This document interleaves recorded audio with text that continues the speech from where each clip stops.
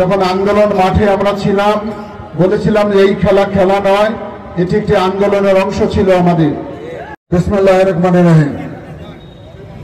শহীদ জিয়া স্মৃতি ফুটবল টুর্নামেন্টের আজকের প্রথম সেমিফাইনাল।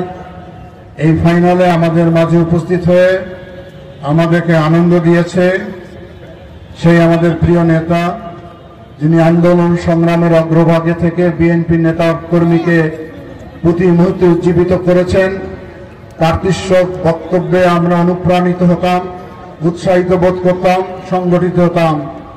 সেই প্রিয় নেতা, বিএনপি জাতীয় স্থায়ী কমিটির অন্যতম সদস্য বাবু গয়েশ্বরচন্দ্র রায়, আমাদের একজন স্নেহধন্য সন্তান, আমাদের সকলের প্রিয় যুবকদের আইকন ইঞ্জিনিয়ার ইশরাক হোসেন, উপস্থিত পঞ্চগড় জেলা বিএনপির সম্মানিত সদস্য সচিব, কেন্দ্রীয় কমিটির কৃষি বিষয়ক সম্পাদক জনাব ফরহাদ হোসেন আজাদ, পঞ্চগড় জেলা বিএনপির আহ্বায়ক জহিরুল ইসলাম কাচ্চু ভাই, পঞ্চগ্রাম জেলা বিএনপির নেতৃবৃন্দ, লালমনিরহাট জেলা বিএনপির নেতৃবৃন্দ এবং আমার সম্মানিত দর্শকবৃন্দ, প্রিয় সাংবাদিক বৃন্দ, আমরা ধীরে ধীরে খেলার শেষ পর্যায়ে এসে পৌঁছায় যাচ্ছি।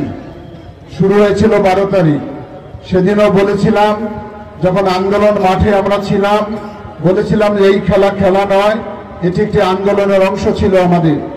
যখন বৈরী হওয়ায় আমরা কোনো মিছিল মিটিং স্বাভাবিক কার্যক্রম করতে পারছিলাম না, তখন লোকজনকে সংগঠিত করার জন্য এই খেলার আয়োজন করা হয়েছে।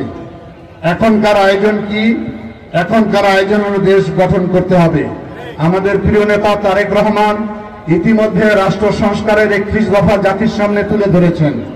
সেই দফায় যদি আমরা কাজ করতে চাই, তাহলে আমাদের দীর্ঘদিনের যে মজ্জাগত ধ্যান ধারণা, সেখান থেকে আমাদেরকে পরিবর্তন হতে হবে সবাইকে। একটি সুস্থ মানুষ সুস্থ দেহের অধিকারী, একটি সুস্থ দেশ গঠন করতে পারে। সে কারণে খেলার কোনো বিকল্প নাই। খেলার সংস্কৃতি একটি জাতিকে যেমন অগ্রগতির সোপানে পৌঁছায় দিবে, মানুষের মননশীলতা থেকে সেভাবে তৈরি করবে। আমি কথা আর বাড়াতে চাই না। আমাদের প্রিয় অতিথিবৃন্দ অনেক কষ্ট করে আমাদের মাঝে উপস্থিত হয়ে আমাদেরকে কিছুটা উৎসাহ, উদ্দীপনা, আনন্দ দিয়েছেন, তা ওনাদেরকে ধন্যবাদ জানিয়ে আমি আমার কথা এখানে শেষ করলাম।